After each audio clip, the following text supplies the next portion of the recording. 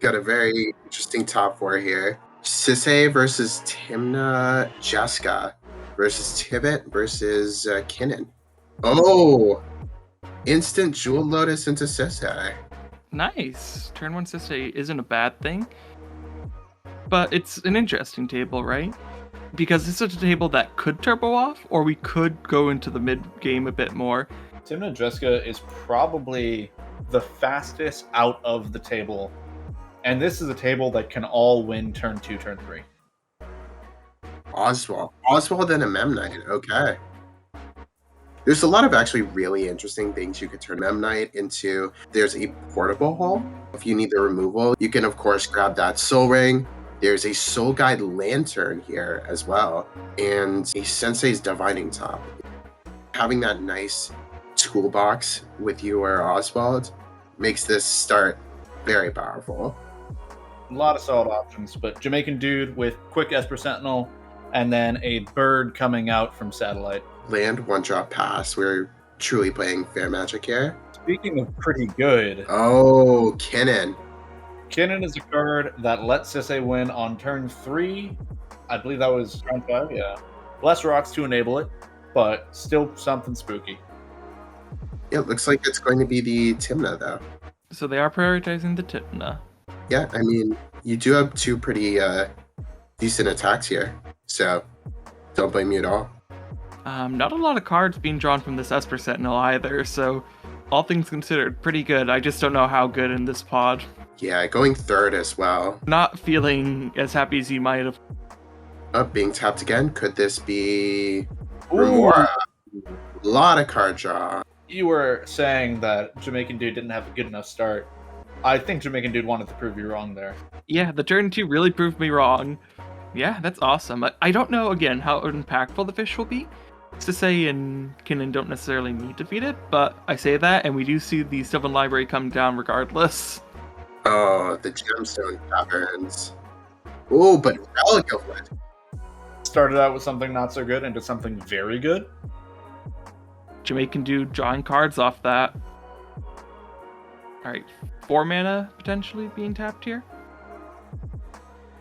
Very interesting. That is a Drana and Linvala. Is that what that is? Okay. Yeah, also from Mother of Machines. That is, it does the same thing as 4-mana Linvala, but steals the activated abilities, which may come in handy at some point in this game. We'll have to see. We do see the Tymna player getting to draw a couple cards here, though. So obviously, we're a little bit into it.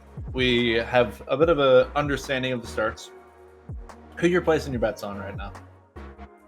It's weird to say, but this is one of those games where I don't necessarily think there is a clear favorite, just because all 4 of these decks are really strong, but also they've had good starts. I think Kinnan is hurt the most by the Drenathan Lavala. Yeah, Kinnan's not having a good time. I'm just saying Jamaican Dude just drew 2 more cards. Everything that everyone else is doing isn't really affecting him, and he just continues to get fed. Yeah, to be honest, I really like my position if I'm Jamaican Dude right now. Oh, there's the Craft Digger's Cage. That is going to do a lot of work in this pod. Sisay can still sneak through because of the Planeswalkers it runs. Good to note for later on, if we do see them try to combo off. It's if they get to later on. Esper is never bad to have, and they are using the Oswald ability right now, stacking the Esper Sentinel. Wish Club? Wish Club, terrifying. Yeah, 100%. They have enough mana to activate the Wish Claw and go for the Dockside here. Dockside on the stack, priority being passed. Yep, if they get Dockside and it resolves, they win. Unless there's any on-field interaction. But like I was saying, Dockside, Sisay activation into Aminatu. Aminatu will let you bounce the Dockside, get more treasures. Yeah, I guess Ian's going for the win right now. Orum's Chant. Target player can't cast spells this turn. Oh, deflecting swat.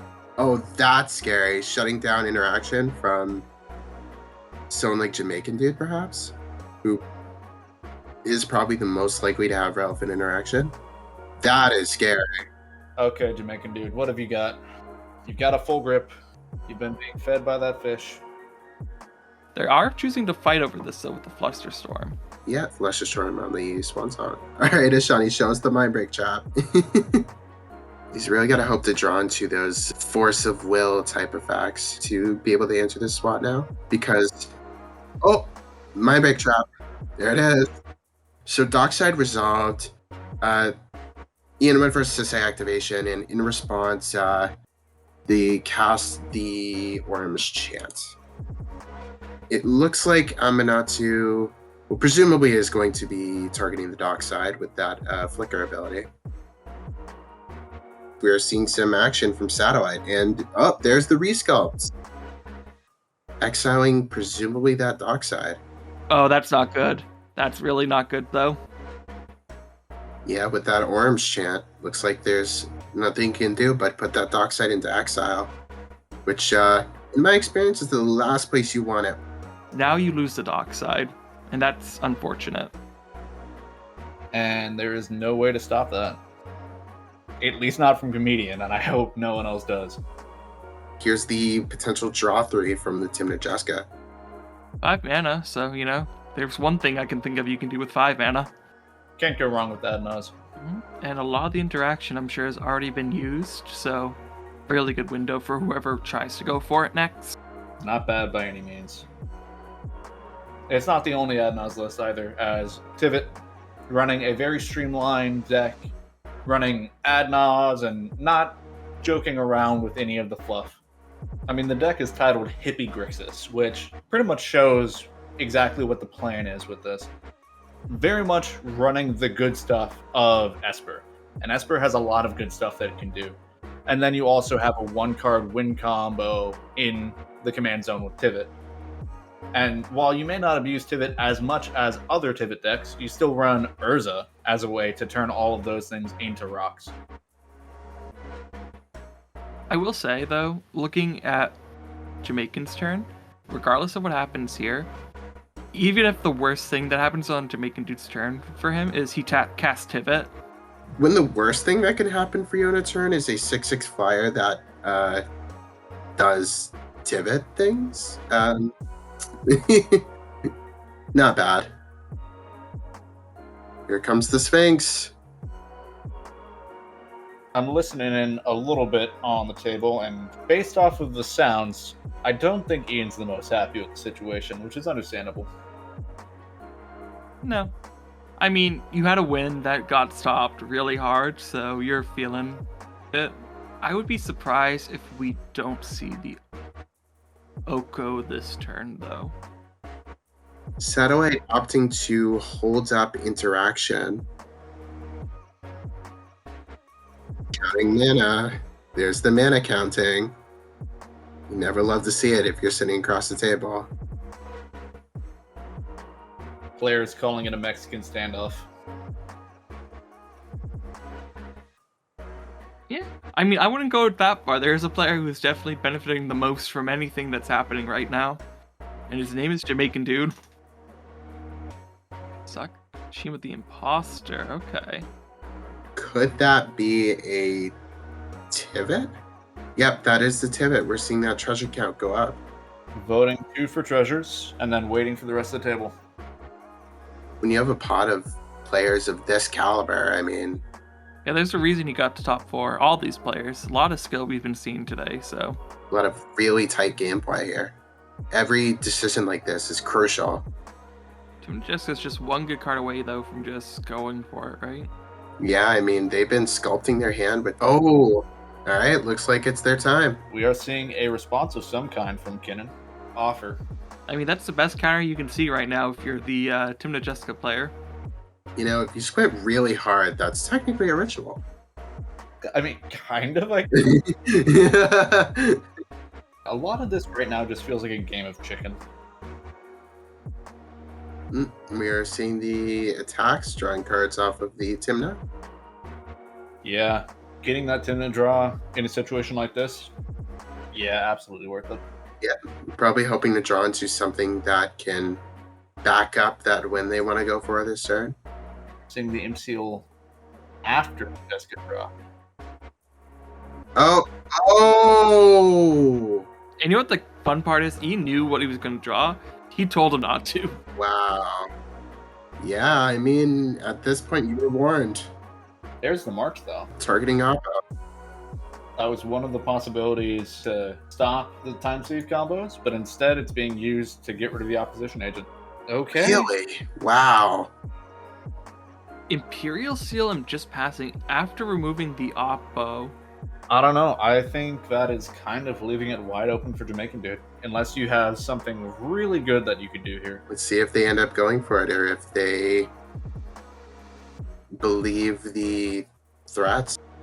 We're seeing... Grand Abolisher. Okay. If that isn't a red flag... If this Grand Abolisher resolves, this is probably game over. A reminder that Jamaican Dude mulled a 4 in 3rd C, and now he is potentially just winning right now. I mean, there are so many people that get salty when it's like, oh, I mulled to 4, and then I played a Ristic or whatever it happens to be. Why did you counter it? This is why. See, that's how they get you. It's, I was in one card, I'll just draw a couple cards, and all of a sudden, they have a full grip, and it just all goes downhill from there. Yep, Word Invention. We see the artifact stacked. Yep. Yep, there's the where. If only there was an opposition agent on the field to try to stop this. Yep, there's the time save, and that will be the game. Jamaican Dude taking it down. Huge shout out to our patrons. All of you guys are what makes this possible. If you want more Chaos content, we've got gameplay videos coming out. We've got podcast episodes coming out. You can become a patron and play in the Chaos League. If you missed out on this tournament and want to join us for the next one, guess what? You've only got to wait a month. June 17th for next Chaos tournament. We will see you then. Have a good night, everyone.